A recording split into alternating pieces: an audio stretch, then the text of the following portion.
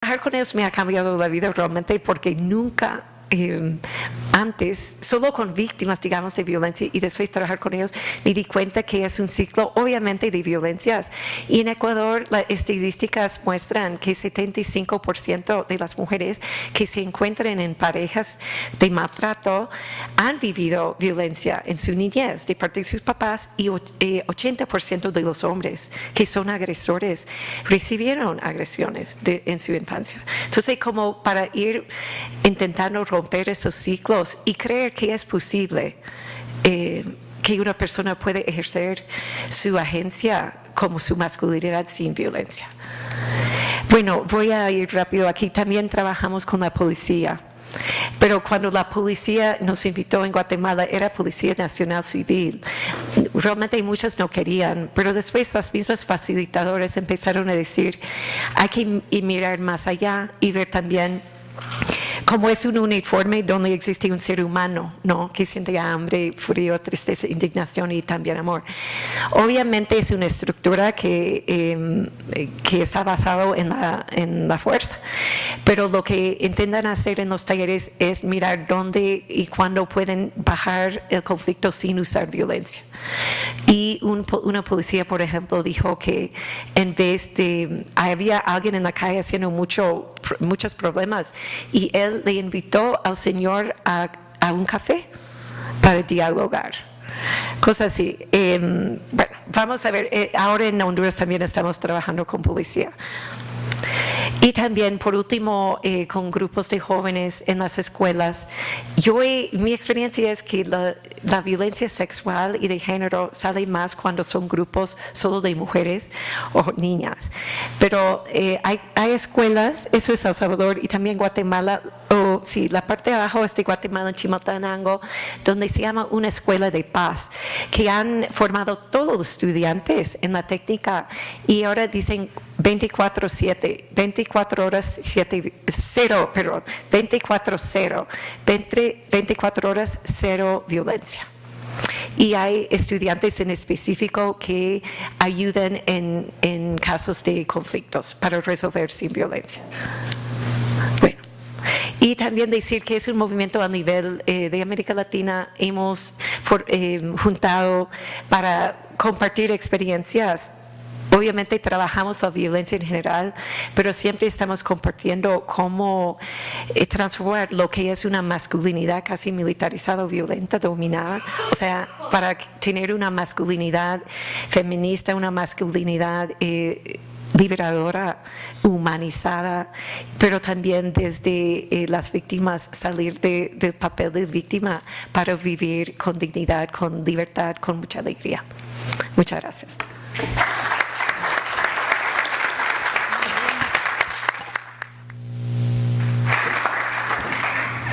Muchas gracias, Mónica Majer, por darnos muchas pistas esperanzadoras. Y a ver, ahora tenemos una sección de preguntas que vienen por escrito, creo yo. Bueno, les están recogiendo.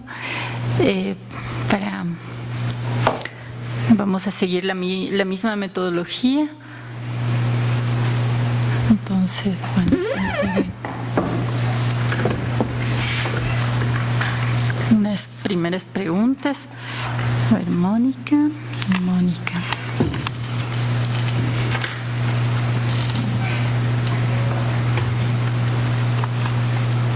Aquí para la UTE. Mónica.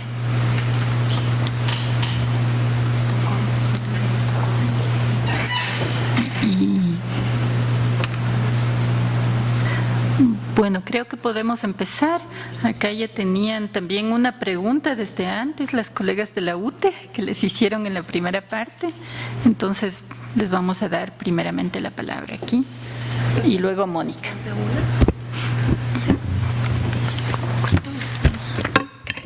Bueno, nos han llegado 2 preguntas, entonces voy a encargarme de responder las 2. La primera llegó, como decía Betty, desde la primera parte, que indica lo siguiente: si hay posibilidad de defensa laboral del profesorado de la UTE, que en muchos casos se despidieron profesoras mujeres, considero que es violencia en la UTE.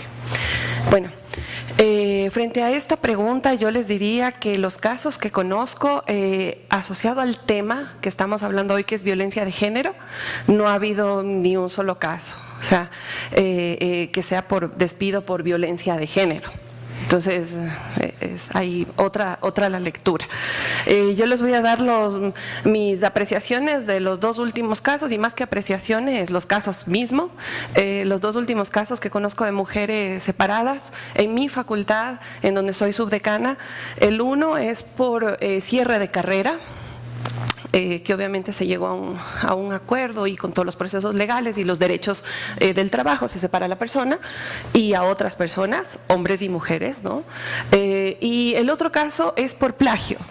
Entonces, son los dos únicos casos últimos que mi gestión de subdecana he conocido. O sea, que está muy lejos de ser violencia de género. Entonces, el segundo caso que les digo de plagio, un estudiante denunció a la docente de que había tomado un trabajo de una materia y que lo había publicado en un artículo científico. Entonces, por ese caso fue separada de la universidad. El rector es muy sensible frente a estos temas, inclusive el rector me comentó del proceso que él iba a seguir sobre este caso y bueno, quedamos que no le íbamos a hacer un visto bueno. Usted sabe todo lo que implica para un trabajador en el país esto, ser separado de esa manera, ¿no? Entonces, consideramos que la profesora iba a ser separada a través de su renuncia. Esa fue la situación, las dos situaciones que yo conozco, que están muy lejos de ser violencia de género. Bien, y la segunda, indican que sobre la práctica ha resultado posible contextualizar los protocolos de violencia que por sí mismos están estandarizados. Bueno, de lo que hemos visto en la Universidad UTE, que tengamos un formato común, pero que nos dé libertad también a nombre de la autonomía universitaria, ¿no? A que hagamos uno que responda a nuestra realidad en la base de ese formato, esos lineamientos generales para que funcionen las universidades con un protocolo que dialogue, ¿no? En donde no se escapen, sino que tengamos ciertas directrices generales, no se escapen ciertas cosas. Entonces yo creo que es importante.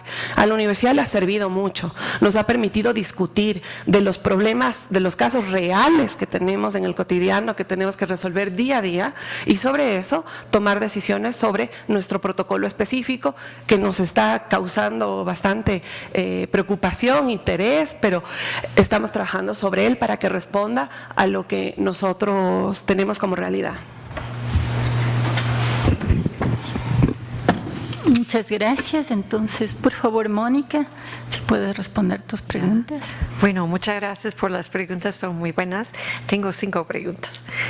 Primero, ¿cómo abordan el trauma en los talleres de resiliencias de traumas? Realmente es, bueno, ¿cómo decir? La historia de eso es que surgió desde Ruanda y Burundi, porque equipos cuáqueros de paz trabajan en todo el mundo. Entonces, después del genocidio surgió un taller de sanación de trauma que era, más que nada, se llamaba sanación y reconstrucción de la comunidad, porque se daba cuenta que la gente quería trabajar en comunidad, no solo a nivel individual con una terapeuta enfrente en un cuarto, sino en conjunto. Y después, o sea, toda la nación en ese momento estaba en trauma también. Entonces, bueno, surgió en ese contexto, pero después estaba con unas 2 psicólogas en Colombia, lo adaptaron al contexto de América Latina. Lo que trabajamos es, más que nada, son pérdidas. Entonces, distinguir entre una pérdida cotidiana y una pérdida traumática.